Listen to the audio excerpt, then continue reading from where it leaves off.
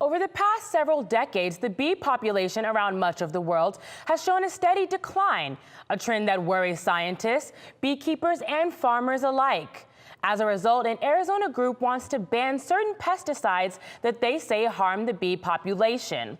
Reporter Tim Johns explains why the group is fighting and why the issue has become controversial. Love them or hate them, there's no denying that bees are an indispensable part of our ecosystem.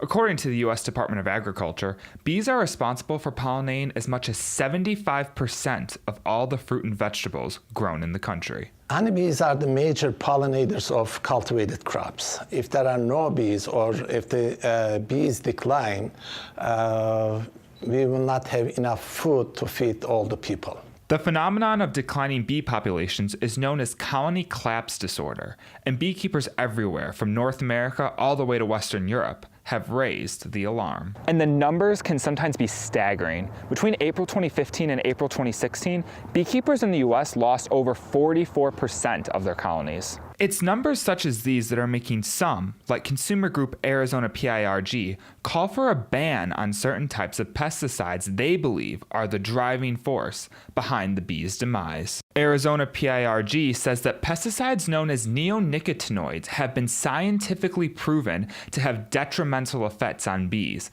and that other, less harmful alternatives are readily available. In recent months, the group has been working on a new initiative to pressure the Arizona legislature to take action. We're also now working to help ensure that policymakers on the state level are looking for ways to address this issue, whether it's banning the pesticide from being used in state buildings, whether it is helping to make sure that folks aren't using them in their homes or in other areas. Osman Kaftanoglu is the project manager of the Honeybee Research Lab at Arizona State University.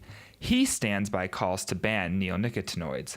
Contrary to what their manufacturers argue, Kaftanoglu says these types of pesticides do have direct impact on bee populations. The producers, Bayer and Syngenta, claim that they are applied to the seeds or to the ground, but they are systemic insecticides. They go to the flower and to the plant when the bees collect nectar and pollen, and they carry them to the hive. And when they get enough dosage, they die. But not everyone agrees with that view. And some, like the Arizona Farm Bureau, say that banning the pesticides outright would hurt the agriculture industry throughout the state. Pesticides are a tool. Just like a farmer uses a tractor, just like a farmer uses a shovel or uses an irrigation system, he uses pesticides to control things that threaten his crop, whether that be insects, whether that be weeds, whether that be funguses. There are things that the farmer needs to protect his crop from. And so a pesticide is a tool that he uses in order to do that.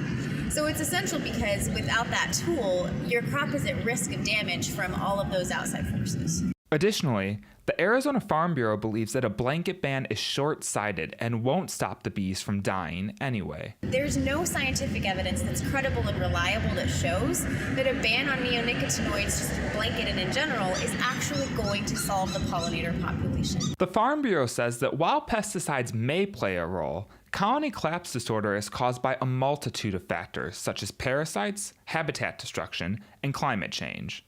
But despite their differences, everyone agrees that it's important to figure out how to save the bees. We appreciate anybody who's out to protect our pollinator populations, because without pollinators, we don't have crops. And without crops, we not only don't have businesses, we don't have food to feed our families and your families. In Phoenix, Tim Johns, Cronkite News. Along with their partners, Arizona PIRG's ultimate goal is to have enough states take action so that the Environmental Protection Agency might enact a neonicotinoid ban on a national level.